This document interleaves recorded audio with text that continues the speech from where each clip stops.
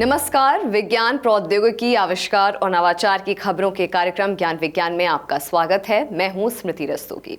आज के अंक में हम बात करेंगे भारतीय शोधकर्ताओं द्वारा विकसित पहली स्वदेशी हाइड्रोजन फ्यूल सेल आधारित बस की। बताएंगे इस बार नई दिल्ली में आयोजित अंतर्राष्ट्रीय ABU एशिया पैसिफिक रोबोट प्रतियोगिता रोबोकॉन 2022 के बारे में।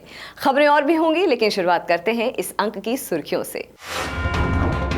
भारत की पहली स्वदेशी हाइड्रोजन फ्यूल सेल आधारित बस का शुभारंभ। केंद्रीय मंत्री द्वारा लॉन्च की गई CSIR, NCL और निजी कंपनी द्वारा निर्मित पर्यावरण अनुकूल बस।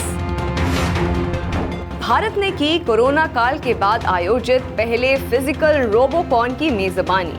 12 देशों की 43 टीमों ने लिया हिस्सा। भारतीय टीम ने भी श्रेष्ठ 3 स्थानों में बनाई अपनी जगह। विज्ञान प्रसार द्वारा आयोजित 12वां राष्ट्रीय विज्ञान फिल्म महोत्सव संपन्न। भोपाल के रविंद्र भवन में आयोजित इस महोत्सव में विभिन्न श्रेणियों में चुनी हुई फिल्मों को दिए गए पुरस्कार। और पृथ्वी विज्ञान मंत्रालय के स्वच्छ सागर सुरक्षित सागर अभियान की एक झलक। आजादी का अमृत महोत्सव थीम के तहत 17 सितंबर तक चलाई जा रही है देश के तटों की सफाई की मुहिम। और अब खबरें विस्तार से।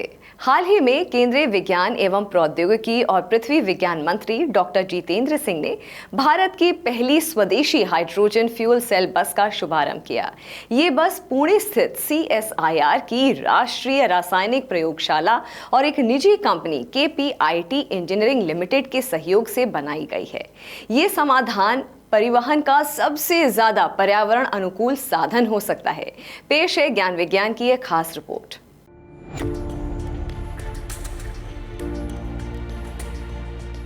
जीवाश्म ईंधन से हो रहे नुकसान को देखते हुए पूरी दुनिया में परिवहन के लिए ईंधन के तौर पर कई तरह के विकल्प तलाशने पर काम चल रहा है। इनमें से एक विकल्प हाइड्रोजन को माना जा रहा है। हाइड्रोजन को वाहनों में इस्तेमाल करने की तकनीक विकसित की जा रही है। भारत सरकार ने भी इस दिशा में नेशनल हरित हाइड्रोजन मिशन की शुरुआत की है। भारत सरकार के वैज्ञानिक तथा औद्योगिक अनुसंधान परिषद CSIR की राष्ट्रीय रासायनिक प्रयोगशाला भी हाइड्रोजन फ्यूल तकनीक पर काम कर रही है। इसी तकनीक के आधार पर अब CSIR NCL पुणे ने स्थानीय इंजीनियरिंग कंपनी KPIT के साथ मिलकर भारत की पहली स्वदेशी हाइड्रोजन फ्यूल सेल आधारित बस विकसित की है। हाल ही में केंद्रीय विज्ञान एवं प्रौद्योगिकी और पृथ्वी विज्ञान मंत्री डॉक्टर जितेंद्र सिंह ने इस बस को लॉन्च किया। इस बस को शक्ति प्रदान करने के लिए ईंधन सेल हाइड्रोजन और वायु का उपयोग करते हैं। इस प्रक्रिया में बाई प्रोडक्ट के तौर पर सिर्फ पानी का प्रवाह होता है, जो कि पर्यावरण अनुकूल है। देखा जाए तो एक डीजल बस आमतौर पर सालाना 100 टन कार्बन डाइऑक्साइड का उत्सर्जन करती है। ऐसे में हाइड्रोजन ईंधन सेल आधारित वाहन कार्बन उत्सर्जन के एक बड़े कारक को खत्म कर सकते हैं। खास बात यह है कि तुलनात्मक रूप से हाइड्रोजन ईंधन डीजल वाहनों से प्रति किलोमीटर परिचालन लागत में कम है। भारी वाहनों में इसका इस्तेमाल माल ढुलाई के क्षेत्र में क्रांति ला सकता है। केंद्रीय मंत्री ने KPIT और CSIR NCL के संयुक्त विकास प्रयासों की सराहना की और कहा कि भारतीय वैज्ञानिकों और इंजीनियरों का प्रौद्योगिकी कौशल दुनिया में सर्वश्रेष्ठ और बहुत कम लागत का है। इस मौके पर डॉक्टर जितेंद्र सिंह ने राष्ट्रीय रासायनिक प्रयोगशाला परिसर में बिस्फेनॉल A पायलट संयंत्र का भी उद्घाटन किया। Bisphenol A BPA, epoxy resin, polycarbonate और अन्य इंजीनियरिंग प्लास्टिक के उत्पादन के लिए एक अहम फीड स्टॉक है। 2027 तक इसकी वैश्विक बाजार 7.1 मिलियन टन तक पहुंचने की उम्मीद की जा रही है। फिलहाल बड़ी मात्रा में बिस्फेनॉल A आयात किया जाता है। CSIR NCL द्वारा विकसित ये स्वदेशी तकनीकें हाइड्रोजन ईंधन से लेकर बिस्फेनॉल A जैसे उत्पादों के क्षेत्र में भारत की आत्मनिर्भरता बढ़ाने में सहायक होंगी। ABU एशिया पैसिफिक रोबोकॉन 2022 की मेजबानी इस बार भारत ने की। 21 अगस्त 2022 को आयोजित की गई इस अंतर्राष्ट्रीय प्रतियोगिता में भारत सहित 12 देशों की 43 टीमों ने हिस्सा लिया, जिसमें चाइनीज यूनिवर्सिटी ऑफ हांगकांग ने प्रथम पुरस्कार हासिल किया। वहीं भारत की ओर से प्रतियोगिता में पहुंची institute of technology Nirma university तीसरे स्थान पर रही। आइए देखते हैं रोबोटिक्स में नवाचारों को उभारने वाली इस प्रतियोगिता की एक खास झलक। 21 अगस्त को हुई अंतर्राष्ट्रीय ABU रोबोकॉन 2022 प्रतियोगिता में 12 देशों से चुनी हुई 43 टीमों ने रोबोकॉन 2022 में हिस्सा लिया। रोबोट्स द्वारा लागोरी का ये खेल अपने आप में रोमांचक था। साथ ही विभिन्न देशों के छात्रों द्वारा तैयार किए गए रोबोट्स भी आकर्षण का केंद्र बने रहे। छात्रों ने खेल खेलने के लिए अलग अलग तरह से रोबोट्स तैयार किए थे, जिनकी तकनीकी कुशलता जितनी बेहतर थी वो आगे बढ़ता चला गया। भारत का प्रतिनिधित्व कर रही निरमा यूनिवर्सिटी और अवसारी पुणे की टीमें भी अपनी प्रतिभा के अनुकूल विभिन्न चरणों में कई जोरदार टीमों को टक्कर देते हुए आगे बढ़ती गईं। लागोरी खेल के नियमों के अनुसार रोबोट द्वारा सटीक निशाना लगाकर गेंद द्वारा एक के ऊपर एक रखी गई डिस्क को गिराना और फिर उन्हें दिए गए समय के अंदर दोबारा एक के ऊपर एक रखना आसान नहीं था। इसमें तकनीक, सटीकता और कुशल संचालन की जरूरत होती है। इस साल का अपना इंडिया का कल्चरल गेम का थीम है, तो उस हिसाब से हमें रोबोट डिजाइन करने थे। तो इंडिया का कल्चरल गेम जो लगोरी गेम है उस पे बेस्ड एक थीम दिया है इंडिया ने इस साल के कॉन्टेस्ट के लिए। तो उस हिसाब से हमें जो अभी हम जो फिजिकली गेम खेलते हैं छोटे बच्चे, तो उस हिसाब से ही रोबोट से भी गेम खिलवाने थे। तो उसी हिसाब से रूल बुक भी आए और उस हिसाब से हमने रोबोट प्रिपेयर किए। दोनों भारतीय टीमें कड़ी टीमों को मात देते हुए प्री फाइनल्स में पहुंची। पहला प्री फाइनल टीम इंडिया ए निरमा यूनिवर्सिटी और कंबोडिया के बीच खेला गया, जिसे भारतीय टीम ने बेहतरीन प्रदर्शन के साथ जीत लिया। First semifinal match is team India A. दूसरा pre final match team India B government college of engineering and research Awasari Pune और नेपाल के बीच हुआ। यह मुकाबला काफी नजदीक का रहा। तय करना मुश्किल था कि कौन सी टीम किस पर भारी पड़ी, लेकिन लंबे चिंतन के बाद लिया गया फैसला नेपाल टीम के पक्ष में गया। तीसरे प्री फाइनल मैच में टीम इंडिया ए और इंडोनेशिया की टीमें आमने सामने आईं। कड़ा मुकाबला रहा, लेकिन बहुत थोड़े से मार्जिन के साथ इंडोनेशिया की टीम इंडिया ए निरमा यूनिवर्सिटी से 10 अंक आगे बढ़ गई और फाइनल में पहुंच गई। So winner of the third semi-final match is team from Indonesia. चौथा प्री फाइनल मैच हांगकांग और नेपाल के बीच हुआ, जिसे हांगकांग की टीम ने आसानी से जीत लिया। 75 points. So winner of the fourth semi-final match is Hong Kong team. इस प्रतियोगिता में फाइनल हांगकांग और इंडोनेशिया के बीच खेला गया, जिसमें हांगकांग की टीम विजयी रही। Winner of ABU Robocon 2022 is Hong Kong team.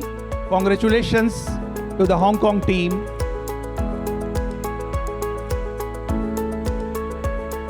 इस तरह 2 साल बाद फिजिकल रूप से आयोजित की गई रोबोकॉन 2022 प्रतियोगिता में हांगकांग ने बाजी मारी। इंडोनेशिया दूसरे स्थान पर रही और अंतर्राष्ट्रीय स्तर पर अपनी उपस्थिति को बरकरार रखते हुए institute of technology Nirma university Ahmedabad ने तीसरा स्थान प्राप्त किया। आपको बता दें, रोबोकॉन प्रतियोगिता रोबोटिक्स के क्षेत्र में युवा प्रतिभाओं को प्रोत्साहित करने का एक बड़ा मंच है।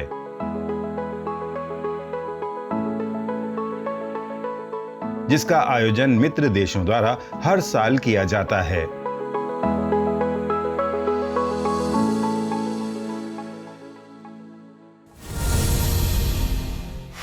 डीएसटी के स्वायत्त निकाय विज्ञान प्रसार द्वारा आयोजित किया जाने वाला राष्ट्रीय विज्ञान फिल्म महोत्सव इस बार भोपाल के रविंद्र भवन में आयोजित किया गया। फिल्मों द्वारा विज्ञान संचार को प्रोत्साहित करने वाले विज्ञान फिल्म महोत्सव का ये 12वां संस्करण था। 22 से 26 अगस्त 2022 तक चले इस महोत्सव में देश की विज्ञान फिल्मों का प्रदर्शन किया गया और उत्कृष्ट फिल्मों को विभिन्न श्रेणियों में पुरस्कारों से नवाजा गया। पेश है ज्ञान विज्ञान की एक खास रिपोर्ट। इस बार 12वें राष्ट्रीय विज्ञान फिल्म महोत्सव का आयोजन मध्य प्रदेश की राजधानी भोपाल में किया गया। भारत सरकार के विज्ञान एवं प्रौद्योगिकी विभाग की स्वायत्त संस्था विज्ञान प्रसार के इस महत्वपूर्ण कार्यक्रम को मध्य प्रदेश विज्ञान एवं प्रौद्योगिकी परिषद के सहयोग से आयोजित किया गया था। 22 अगस्त से 26 अगस्त तक चले इस महोत्सव में 71 फिल्मों का प्रदर्शन किया गया। इनमें देश विदेश के फिल्मकारों, सरकारी, गैर सरकारी संस्थानों और विद्यार्थियों द्वारा सामयिक विषयों पर तैयार की गई फिल्में शामिल की गई थीं, जिन्हें 4 अलग-अलग श्रेणियों interface, fusion, out of box और रेनबो के अंतर्गत दर्शाया गया। इनमें विज्ञान शिक्षा, पर्यावरण और जलवायु परिवर्तन, स्वास्थ्य, कृषि, जानवरों के व्यवहार, जीविका, विज्ञान संस्थान, जीवन परिचय जैसे विषयों पर आधारित फिल्मों का प्रदर्शन किया गया। इसके अलावा कार्यक्रम के दौरान विभिन्न सामयिक विषयों पर पैनल चर्चा, विशेषज्ञों द्वारा मास्टर क्लासेस और विज्ञान फिल्म निर्माण को लेकर कार्यशालाओं का भी आयोजन किया गया। बहुत ज़रूरी है आज देश में वैज्ञानिक सोच का वातावरण बने और लोग अपने निर्णय वैज्ञानिक सोच के आधार पर, ज्ञान के आधार पर ले सकें, जिसके लिए विज्ञान फिल्मों से अच्छा कोई और माध्यम नहीं हो सकता। और डिजिटल मीडिया ने भी आज दस्तक दे दी है, जिसमें विज्ञान और एनवायरनमेंट टेक्नोलॉजी की फिल्में बढ़ चढ़कर शामिल हो चुकी हैं। मुझे लगता है कि ये फिल्में अच्छी हैं, काफ़ी कुछ अच्छी हैं और काफ़ी फिल्मों को हमने देखा है, प्रोत्साहन दिया है, अवार्ड्स दिए हैं। कुछ 15-20 अवार्ड्स हैं जो दिए गए हैं और वो अनाउंस होंगे अभी बहुत जल्दी। तो आई एम होपफुल कि ये अवार्ड्स जो हैं और लोगों को इंस्पायर करेंगे और जो हमारे डिस्कशंस हुए हैं अपने मिनिस्ट्री के साथ और अपने जो जूरी वगैरह मेंबर्स के साथ, कुछ ऐसी रिकमेंडेशंस हम तैयार कर रहे हैं कि यंग जनरेशन जो है वो और भी शामिल हो और ये जो न्यू टेक्नोलॉजीज़ हैं, न्यू फॉर्मेट्स हैं, न्यू फिल्मिंग मटेरियल्स अब हैं, अभी तो वो सिनेमा के रील्स अभी पुराने हो गए ना, वो अभी हम ज़्यादा से ज़्यादा शामिल करें in the film next national science film festival. जो ज़रूरत है हमें आज वो out of the box thinking की है। कम्युनिकेशन के अलग अलग तरीके जो हैं, स्टोरी टेलिंग के अलग अलग माध्यम समझने की बहुत ज़रूरत है। क्योंकि देखिए, चाहे साइंस फिल्म मेकिंग है, चाहे हिस्ट्री है, लेकिन फिल्म मेकिंग जो है ना एक बहुत क्रूशियल एस्पेक्ट है। इसके लिए जो है ट्रेनिंग होना, समझना कि आर्ट, स्कल्पचर, पेंटिंग, म्यूज़िक, ये सब मिलाकर कैसे एक अच्छी फिल्म को बनाते हैं। कि किसी भी थीम को जो है, चाहे वो सोशल डॉक्यूमेंट्री है, चाहे साइंस फिल्म है, उसको कम्युनिकेट करने के लिए हमें उसकी बहुत ज़्यादा ज़रूरत है। इसके लिए जो है बहुत नीड ऑफ द आवर है कि इस चीज़ को सोचना कि creative thinking, creative processing of any subject. विज्ञान और फिल्म निर्माण से जुड़े विशेषज्ञों की जूरी ने इन फिल्मों का आकलन कर उन्हें 25 पुरस्कारों के लिए चुना और आखिरी दिन आयोजित किए गए समारोह में फिल्मों को सम्मानित किया गया। इंटरफेस कैटेगरी में इस बार का गोल्डन बीवर पुरस्कार on the brink Indian pangolin ने जीता। सिल्वर बीवर पुरस्कार globe trotters of Kokar Belur को दिया गया और ब्रॉन्ज बीवर पुरस्कार बस्ते किताब से बाहर आई ध्वनि नामक फिल्म को प्रदान किया गया। फ्यूजन कैटेगरी में गोल्डन बीवर पुरस्कार फिल्म वेड को मिला।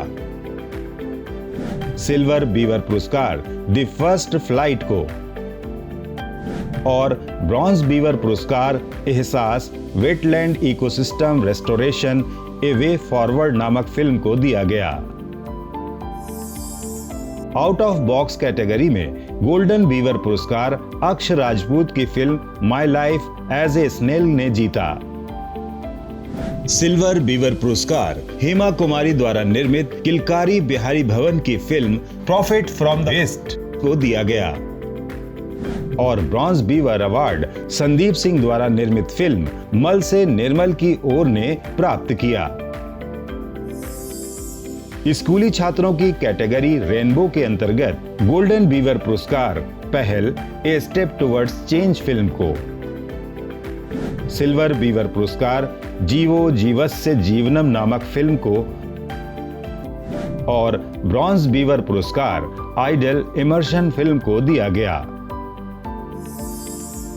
इसके अलावा पूनम चौरसिया मेमोरियल पुरस्कार इस बार प्रॉफिट फ्रॉम वेस्ट फिल्म को दिया गया।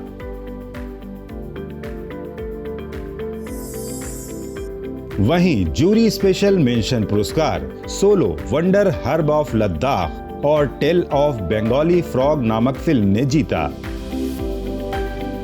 जिस रेंज की फिल्में स्टूडेंट्स ने और प्रोफेशनल फिल्म मेकर्स ने फेस्टिवल में भेजी हैं वो बहुत ही वाइड रेंज है, जहाँ पे फिक्शन भी एग्जिस्ट करता है और नॉन फिक्शन भी एग्जिस्ट करता है। और इन दोनों ब्रॉड जॉन के अंडर में जितने सब्जेक्ट लोगों ने चूज़ किए हैं तो उससे पता लगता है कि किस टाइप की अवेयरनेस फिल्म मेकर्स के अंदर साइंस कम्युनिकेशन को लेकर मौजूद है और किस तरीके से वो पब्लिक के साथ कम्युनिकेट करना चाहते हैं। तो मुझे बहुत ही ब्राइट फ्यूचर ये फिल्म देखने के बाद में साइंस कम्युनिकेशन का नज़र आता है इंडिया में। और सबसे बड़ी बात, नेशनल साइंस फेस्टिवल जिस तरीके से ग्रो किया है पिछले 8-10 साल के अंदर वो वाकई काबिल तारीफ़ है। जो बच्चों की जो कैटेगरी है उसमें और ख़ासतौर से जो स्कूली बच्चे हैं उन्होंने बहुत अच्छे विषयों पर बहुत अच्छी फिल्में इसमें बनाई हैं और मुझे लगता है कि उन बच्चों में से आने वाले समय में बहुत अच्छे फिल्म मेकर जो है राष्ट्रीय अंतर्राष्ट्रीय स्तर पर काम करेंगे। ऐसे बच्चे मुझे लगता है कि निकल कर आएंगे और उनकी फिल्में देखते ही बनती हैं। मेरी तरफ से शुभकामनाएं। फिल्म के माध्यम से विज्ञान का संचार करने और विज्ञान फिल्मों को प्रोत्साहन देने के उद्देश्य से साल 2011 में विज्ञान प्रसार द्वारा राष्ट्रीय विज्ञान फिल्म महोत्सव की शुरुआत की गई थी। आज ये महोत्सव पूरी दुनिया के विज्ञान फिल्मकारों को उनकी कला प्रदर्शन का बेहतरीन मंच प्रदान कर रहा है। साथ ही इसके द्वारा नए विज्ञान संचारक भी उत्साहित हो रहे हैं।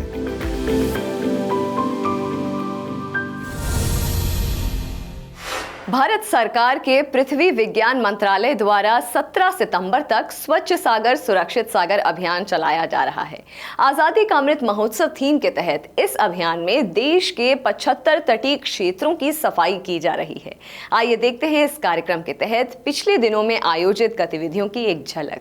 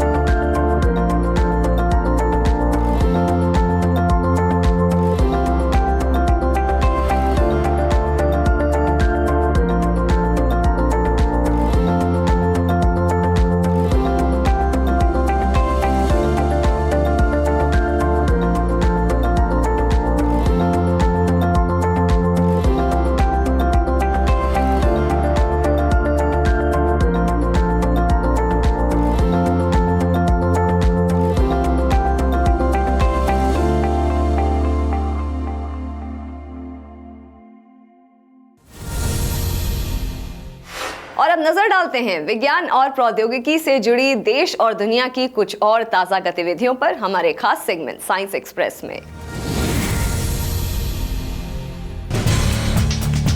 22 अगस्त को आयोजित एक कार्यक्रम के दौरान केंद्रीय विज्ञान एवं प्रौद्योगिकी और पृथ्वी विज्ञान मंत्री डॉक्टर जितेंद्र सिंह ने एकीकृत सहयोग में स्टार्टअप, उद्योग, शिक्षा और अनुसंधान निकायों से जुड़ी जैव प्रौद्योगिकी पहलों के लिए 75 अमृत अनुदान की घोषणा की। उन्होंने कहा कि जैव प्रौद्योगिकी विभाग, जैव प्रौद्योगिकी उद्योग अनुसंधान सहायता परिषद वायरैक की ये 75 अमृत टीम अनुदान पहल जैव अनुसंधान के आह्वान को बढ़ावा देगी। इस योजना के तहत जैव प्रौद्योगिकी क्षेत्र के सभी डोमेन विशिष्ट क्षेत्रों में उच्च जोखिम, महत्वाकांक्षी अनुसंधान विचारों, कीर्तिमान संचालित सहयोगी अनुसंधान के लिए 75 अंतर अनुशासनात्मक बहु संस्थागत अनुदानों का समर्थन किया जाएगा। टीम विज्ञान अनुदान के लिए चुने गए विषयगत क्षेत्रों में व्यापक रूप से स्वास्थ्य, कृषि, बायोटेक, जलवायु परिवर्तन, संश्लेषित जीव विज्ञान और टिकाऊ जैव संसाधन प्रबंधन शामिल हैं। स्टार्टअप, उद्योग, अकादमिक और अनुसंधान निकाय सार्वजनिक निजी भागीदारी प्रारूप में अपनी टीम साइंस ग्रांट बना सकते हैं। हाल ही में CSIR राष्ट्रीय विज्ञान संचार और नीति अनुसंधान संस्थान ने विज्ञान पर अपनी लोकप्रिय हिंदी पत्रिका विज्ञान प्रगति के विशेष अंक का विमोचन किया। इस मौके पर CSIR निस्पर की निदेशक प्रोफेसर रंजना अग्रवाल सहित मुख्य अतिथि के तौर पर CSIR के पूर्व महानिदेशक डॉक्टर शेखर सी मांडे मौजूद रहे। निस्पर की इस लोकप्रिय पत्रिका ने वर्ष 2022 में जनता के बीच विज्ञान के प्रसार के गौरवशाली 70 वर्ष पूरे कर लिए हैं। इस पत्रिका का पहला अंक अगस्त 1952 में प्रकाशित हुआ था। विज्ञान प्रगति के इस विशेष अंक में विज्ञान को लोकप्रिय बनाने में लगे भारत के अग्रणी संगठनों की चर्चा की गई है। इस विशेष अंक में सरकारी और स्वयंसेवी संगठनों को शामिल किया गया है। यह कार्यक्रम आजादी का अमृत महोत्सव का हिस्सा है। डॉक्टर शेखर मांडे ने अपने संबोधन में पिछले 70 वर्षों में विज्ञान प्रगति के योगदान को याद किया और कहा कि यह पत्रिका और इसकी लोकप्रिय विज्ञान सामग्री आक्रामकता से आम आदमी तक पहुंचनी चाहिए। यह आने वाले 25 वर्षों में राष्ट्र के भाग्य तय करेगी, जब भारत अपनी स्वतंत्रता के 100 वर्ष पूरे करेगा। भारत ने खगोल विज्ञान और खगोल भौतिकी पर आयोजित 15वें अंतर्राष्ट्रीय ओलंपियाड के पदक तालिका में तीसरा स्थान हासिल किया है। 3 स्वर्ण और 2 रजत पदक जीतने के साथ भारत सिंगापुर के साथ संयुक्त रूप से तीसरे स्थान पर रहा। खगोल विज्ञान और खगोल भौतिकी पर अंतर्राष्ट्रीय ओलंपियाड इस बार 14 से 21 अगस्त तक जॉर्जिया के कुटैसी में आयोजित किया गया था। भारत की ओर से शामिल हुए राघव गोयल, मोहम्मद साहिल अख्तर और मेहुल बोराद ने स्वर्ण पदक हासिल किया। वहीं मलय कोडिया और अथर्व नीलेश महाजन ने रजत पदक जीता। राघव गोयल ने सबसे चुनौतीपूर्ण सैद्धांतिक प्रश्न के सर्वश्रेष्ठ समाधान के लिए विशेष पुरस्कार भी जीता है। IOAA 2022 में 37 मुख्य और 6 अतिथि टीमों के 209 प्रतिभागी शामिल हुए। इसके अलावा 6 देशों के 24 छात्रों ने ऑनलाइन हिस्सा लिया। पदक तालिका में ईरान प्रथम स्थान पर है। इसके बाद सिंगापुर के साथ भारत संयुक्त रूप से तीसरे स्थान पर रहा। इस IOAA में कुल मिलाकर 28 स्वर्ण, 38 रजत और 55 कांस्य पदक प्रदान किए गए। आज के हमारे इस अंक में इतना ही। ये कार्यक्रम आपको कैसा लगा, अपने फीडबैक और सुझाव देने के लिए आप हमें ईमेल कर सकते हैं। हमारा ईमेल पता है indiascience@vigyanprasar.gov.in। आप अपनी राय हमें डाक के द्वारा भी भेज सकते हैं। हमारा पता है विज्ञान प्रसार A50 सेक्टर 62 नोएडा 201309 उत्तर प्रदेश। विज्ञान, प्रौद्योगिकी, आविष्कार और नवाचार से जुड़ी ताज़ा जानकारियों के साथ अगले हफ्ते इसी वक्त इसी चैनल पर फिर होंगे हाजिर। तो बने रहिए हमारे साथ वैज्ञानिक सोच के साथ। नमस्कार।